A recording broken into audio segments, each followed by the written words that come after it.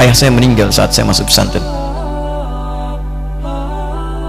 dan baiknya saya rasakan luar biasa. Beliau mengajar di musalla kecil dulu, sekarang jadi masjid. Itu saya selalu di bawah. Beliau mengajar, saya tidur. Sekarang gantian, saya mengajar, beliau tidur.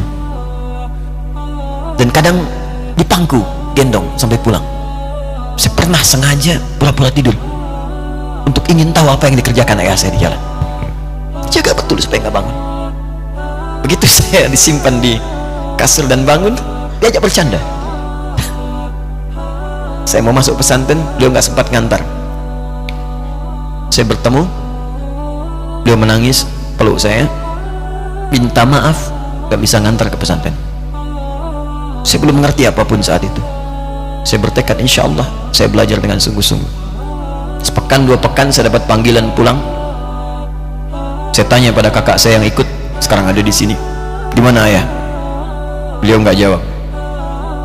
Sampai di Bandung, paman saya, beliau sekarang Sekom MUI Jawa Barat, langsung menyampaikan, nampaknya nggak akan terkejar sampai sana, mungkin sudah dimakamkan.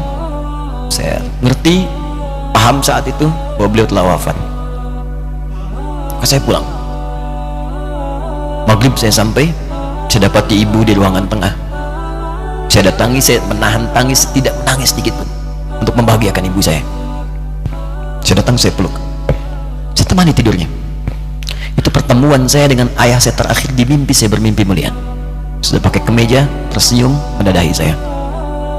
Sudah. Besoknya saya cari ke kamar, ternyata Allahu Akbar, apa yang selama ini saya pelajari di pesantren, kitabnya sudah ada di kamar semua, sudah disiapkan. Saya menangis saat itu. Saya bawa mushaf. Jadi bapak saya, ayah saya, itu bajunya pun saat wafat dibagikan kepada sahabat-sahabatnya. Bajunya, kitab-kitab ini dibagikan. Ibu saya menunjukkan kemudian ada jam yang nanti nak pakai. Saya bilang, simpanlah. Saya bawa mushaf. Dengan mushaf itu saya duduk di ruangan tengah, saya menghadap ke kiblat dan saya mohon kepada Allah, ya Allah, saya tak punya kemampuan lagi membahagiakan ayah saya saat hidup di dunia, tapi mohon jadikan setiap huruf dalam Al-Quran ini, ya Allah, pahalanya mengalir untuk ayah saya.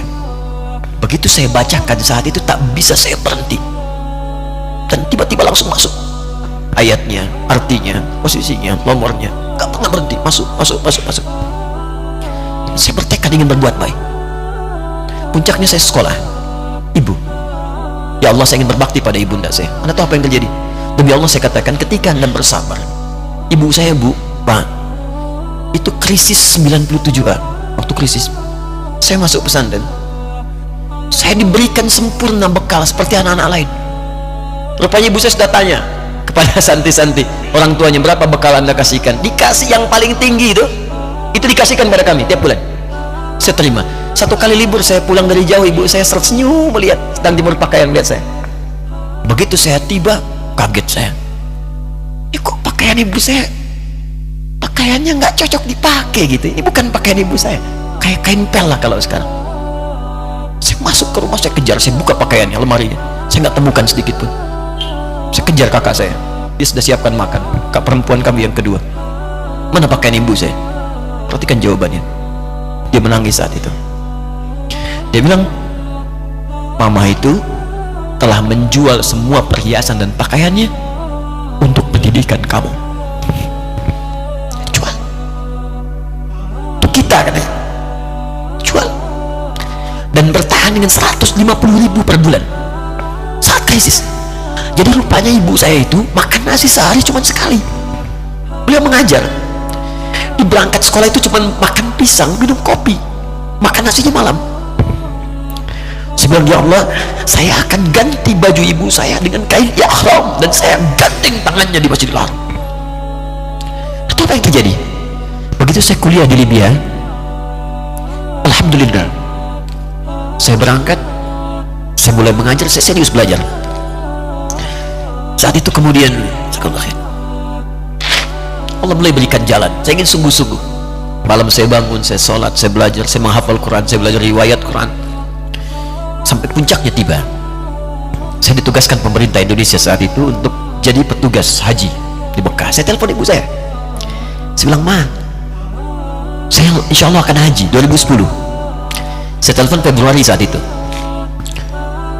Saya dengar suara, terbayang wajahnya indah, senyuman, bahagia. Alhamdulillah, nak. Kapan berangkat? Tahun ini insya Allah.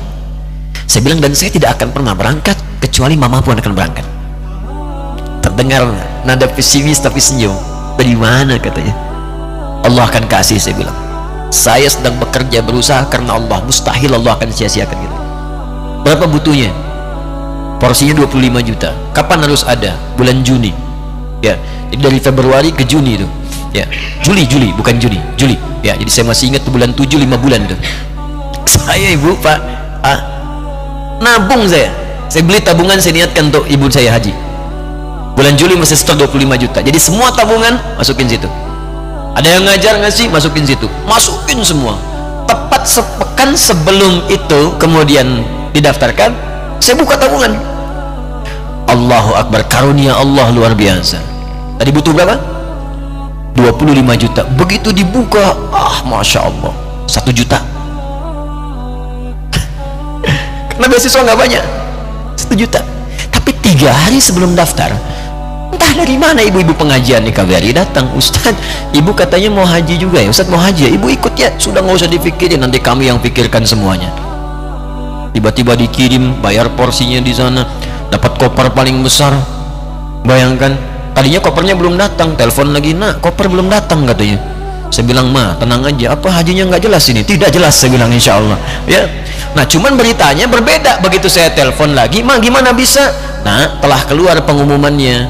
Kapan, Ma? 2013. Loh, kan saya haji 2010, nggak bisa, harus 2010. Lihat kalimat ibunda saya. Nah, jangan pernah mengambil hak orang lain. Allah kasih 2013, alhamdulillah. Saya bilang, Ma, kita tidak harus mengambil hak orang lain, tapi kita meminta kepada Allah yang memanggil kita. Boleh jadi Allah akan berikan tambahan kuota pada tahun ini. Doa lagi, minta, pulang ke masjid. Tiba-tiba ada sidang oki di Istanbul saat itu, keputusan 1/1000. Setiap ada 1000 muslim, 1 kuotanya. Saat itu Indonesia dapat tambahan 22.000, termasuk ibu saya ada di situ. Ya, acara malam Al-Qadar 27 Ramadan malam, masih ingat betul, saya jadi MC dengan rektor pada saat itu. Saya nggak pernah bawa handphone, tiba-tiba handphone itu saya bawa, berbunyi kemudian telepon itu. Saya minta pada rektor izin, saya angkat dulu, diperkenankan. Saya kemudian ke belakang masjid, saya angkat. Tiba-tiba saya dengar suara sudah menangis. Nah, katanya, kenapa, Ma? Alhamdulillah, Mama bisa haji. Ternyata kuota itu termasuk ibu saya. 5 bulan, Pak. Wena biasa, nggak bayar tambahan, nggak ada macam-macam, bisa berangkat. Begitu saya berangkat duluan, saya tungguin betul di apartemennya, di maktabnya sampai datang. Begitu sudah datang, saya nggak sapa, saya lihat dari jauh. Bahagianya saya bisa mengganti pakaian tadi yang lusuh dengan kain ihram. Saya perhatikan, saya ikuti dari belakang, di lift saya ikuti, di jalan saya ikuti. Begitu sampai Masjidil Haram, saya gandeng tangannya. Ma, kita sama-sama. Labbaik Allahumma labbaik, labbaik la syarika lak labbaik. Saya tawaf, saya gandeng ibu saya lindungi supaya dapat kenikmatan dalam tawafnya. Begitu saya rasakan bagaimana Sayyidah Hajar bekerja keras untuk Ismail. Saya balas di situ, saya gandeng tangan yang kanan, saya minta pada Allah, muliakan ibu saya, ya Allah, muliakan ibu saya, muliakan, berikan saya kesempatan membahagiakannya. Cuman yang kanan digandeng, yang kiri kosong, karena sudah tidak ada. Jadi ketika Anda belajar pun untuk menjadi ulama, Allah akan muliakan Anda. Orang tua Anda akan dapat bagiannya. Yang hafal Quran itu Musa, yang bisa haji bapak ibunya. Kemarin saya jadi Amirul Hajj dari kedutaan Saudi, berangkat membawa 350 orang rombongan. Siapa yang saya bawa? Ahli Quran, yang hafal Quran anak-anaknya. Ahmad Kamil yang haji, pengajarnya, murabbinya, ibunya, temannya, banyak yang berangkat. Yang berangkat siapa? Calon ulama. Dia jadi ulama itu, jangankan sudah jadi, kalau benar caranya, baru bergerak pun Allah pasti akan jaga, kalau benar caranya. Di satu pertanyaan tadi, pilih mana orang soleh atau ulama? Jangan pisahkan, karena jadi ulama itu adalah tingkat tertinggi bagian dari orang saleh. Jadi mesti ada yang jadilah di keluarga. Pilih satu, mungkin ahli Quran, dua ahli hadis, yang lain dunia, tapi dunia diniatkan membantu ibadah. Jadi arsitek buat bangun masjid, bangun pesantren, pahala banyak. Insya Allah akan dibuka oleh Allah, insya Allah.